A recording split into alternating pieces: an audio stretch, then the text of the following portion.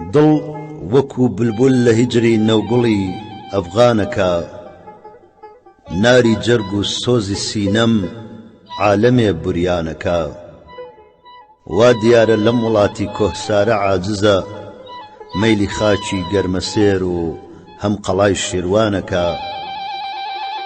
ئەم وڵاتە بێسەفایە ساردە بۆ عوشاقی ڕوود، ئیشتیاقی بەرهەتاوی ڕوومەتی خوبانەکە.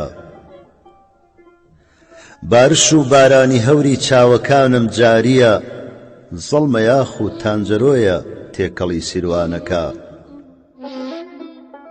هەر کەسێ ئەمڕۆ لە ڕێگەی ئەو نیگارە ڕێی ببێ، بۆ سبەینێک گەب بە موڵک و تەختی شاو سوڵتانەکە. ئافرین بۆ لشکری مژگان و زوڵفەینی سیاد، وا بە یەکدەم موڵکی جان و دڵ هەموو وێرانەکە. بەرقی ئاه و سەیلی دیدەی من لە هیجری دولبەرم، هەر ئەڵێی هەوری بەهارە ناڵە و تۆفانەکە.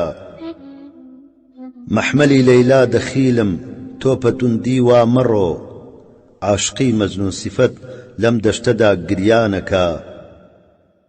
وا بەیادی تیغی ئەبرۆی دولبەری بێڕەحمی خۆی، ئەحمەدی عاشق خەریکە ڕۆحی خۆی قوربانەکە.